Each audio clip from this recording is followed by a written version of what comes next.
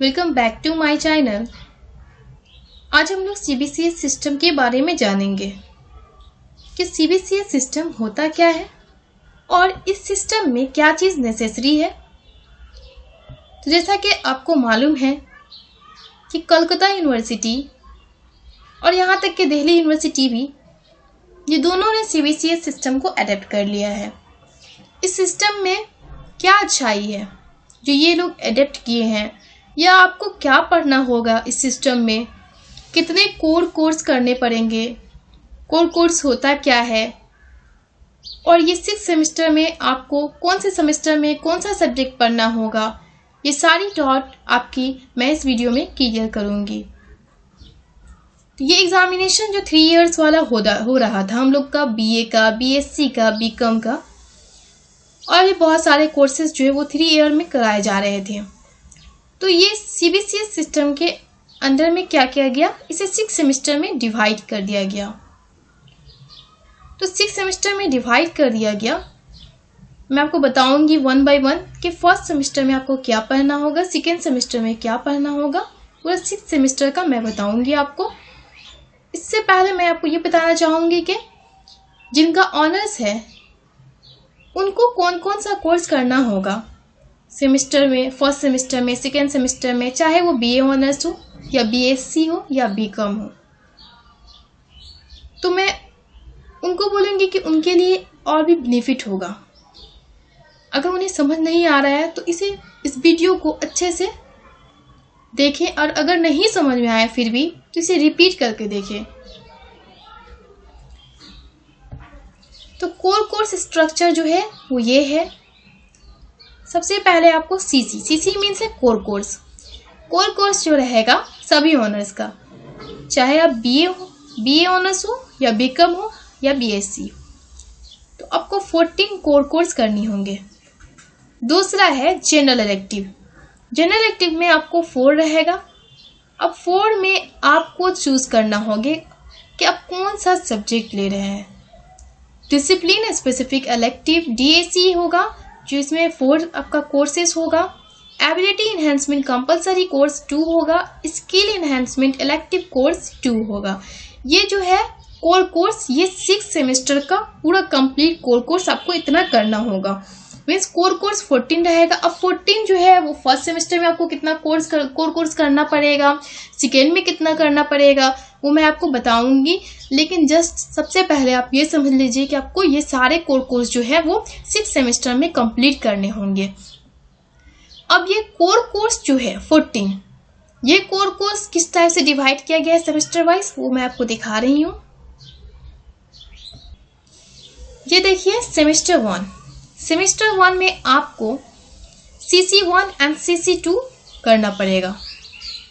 यहाँ आप देख रहे होंगे CC1 एंड CC2। तो आपका क्या हुआ, 2 कोर कोर्स जो है ऑनर्स में आपको फर्स्ट सेमेस्टर में करना होगा। तो क्या सिर्फ कोर कोर्स ही करना होगा और कोई सब्जेक्ट नहीं रहेगा? नहीं। जैसे मान लीजिए कि आप फिजिक्स ऑनर्स हैं या पॉलिटिकल साइंस ऑनर्स हैं या कॉमर्स में कोई सब्जेक्ट में ऑनर्स है आप, तो उस ऑनर्स का जो सब्जेक्ट आप लिए हैं, मान लीजिए कि आप क्या है फिजिक्स ऑनर्स है, तो मान लीजिए फिजिक्स अगर आप लिए हैं तो फिजिक्स का आपको 2 पेपर, पहले पेपर वाइज होता था डिवाइड, अभी कोर कोर्स के हिसाब से डिवाइड है। तो आपको 2 कोर कोर्स करने होंगे, 1 एंड 2। 1 एंड 2 कोर कोर्स जो है वो फर्स्ट सेमेस्टर में आपको पढ़ना होगा। अब कोर कोर्स के अलावा कौन सा सब्जेक्ट पढ़ना होगा, जनरल इलेक्टिव। जनरल इलेक्टिव जो आप लेंगे, जो भी आप फिजिक्स मान लीजिए अगर ऑनर्स हैं आप, तो आप उसके मुताबिक अगर आप जो चूज़ किए होंगे, जिस टाइम एडमिशन हुआ होगा उस टाइम आप चूज़ किए होंगे कि आपको कौन कौन सा सब्जेक्ट लेना है, तो उसके हिसाब से आपको देगा यहाँ पर जनरल इलेक्टिव। तो जनरल इलेक्टिव जो चूज़ किए होंगे, 2 जनरल इलेक्टिव आपको चूज़ करना हुआ होगा।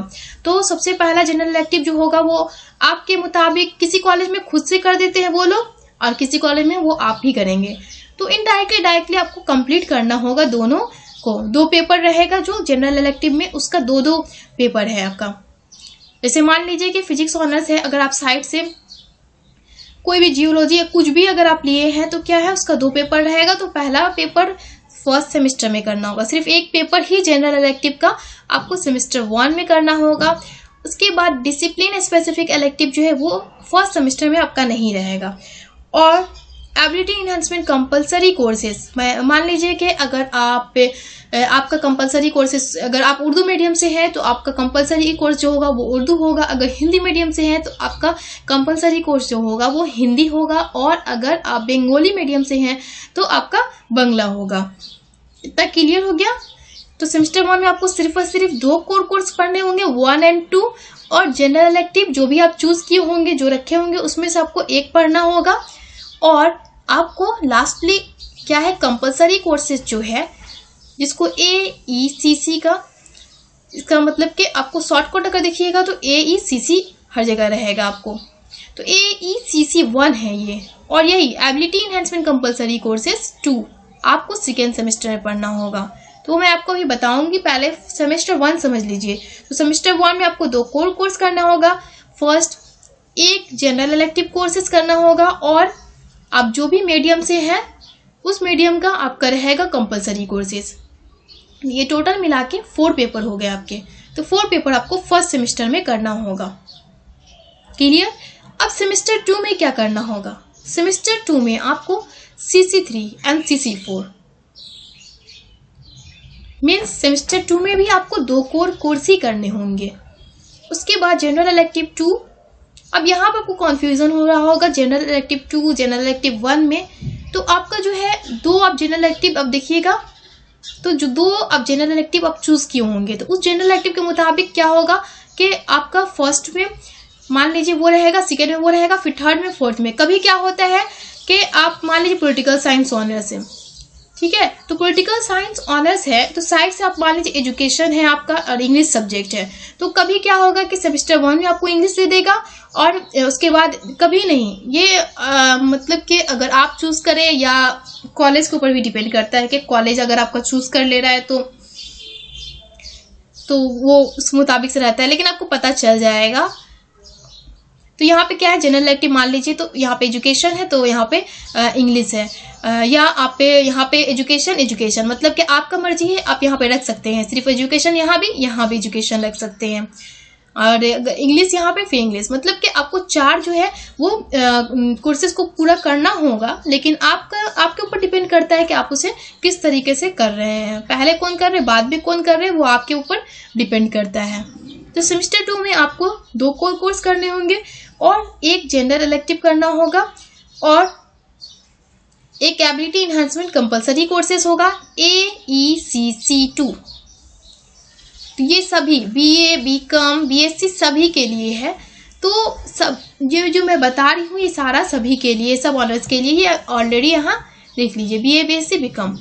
तो ये क्या है कि EVS इन्वायरमेंटल साइंस जो है हम लोगों का, वो सबको कंपलसरी कर दिया गया है। इसमें CBCS सिस्टम में सबको पढ़ना होगा, सेमेस्टर 2 में सबको पढ़ना होगा। तो ये है आपका, फिर से कितना कोर्स हो गया, 4 कोर्स आपको सेमेस्टर 2 में कंप्लीट करना होगा।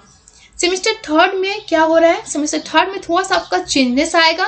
ये चेंजेस क्या है मैं आपको बता रही हूँ। देखिए यहाँ पे तो आपका जो सिर्फ सेमेस्टर 1 में भी आपको 2 कोर कोर्स करना पड़ा, और सेमेस्टर 2 में भी, लेकिन सेमेस्टर 3 में आपको 3 कोर कोर्स पढ़ने होंगे, 5, 6 एंड 7, और GE 3 आपको पढ़ने होंगे, और लास्टली आपको SEC स्किल इनहेंसमेंट कोर्स भी करना होगा।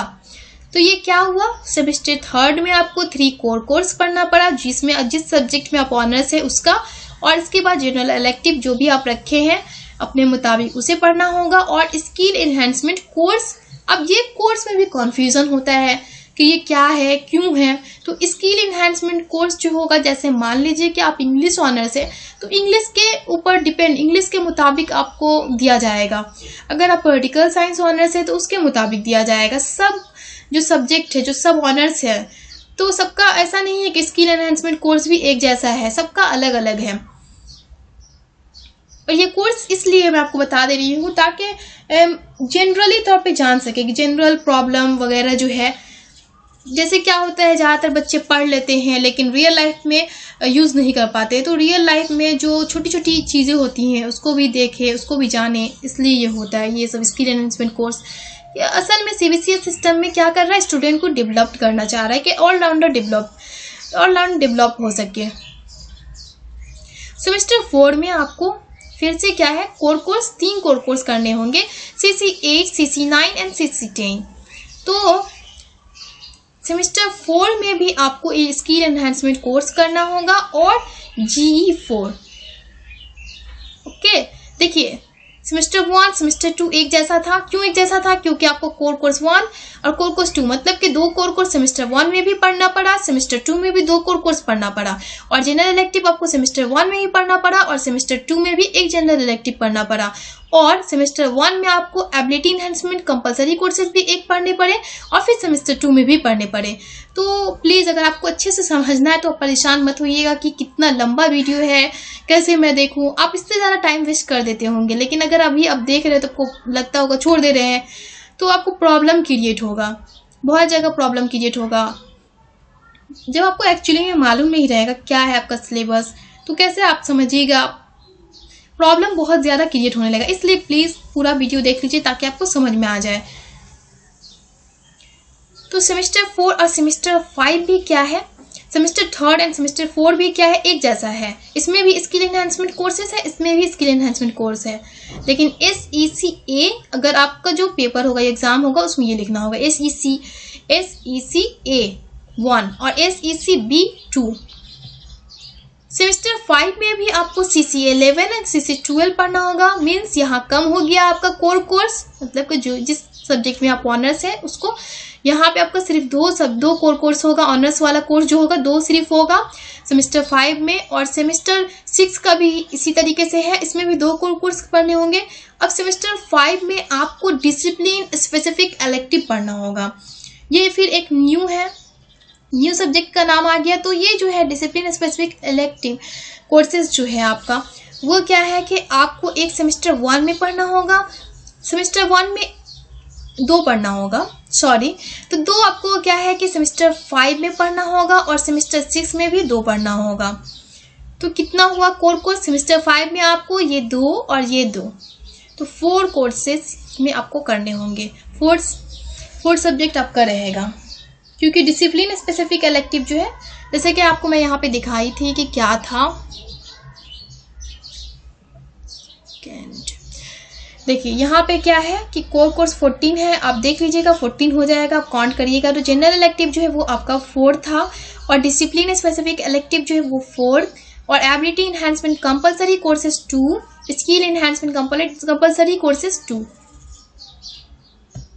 तो डिसिप्लिन स्पेसिफिक इलेक्टिव कोर्सेज जो है आपका 4 है, तो इसलिए आपको क्या है कि 4 कोर्सेज करने होंगे। ये 4 courses 5th and 6th semester में करना है।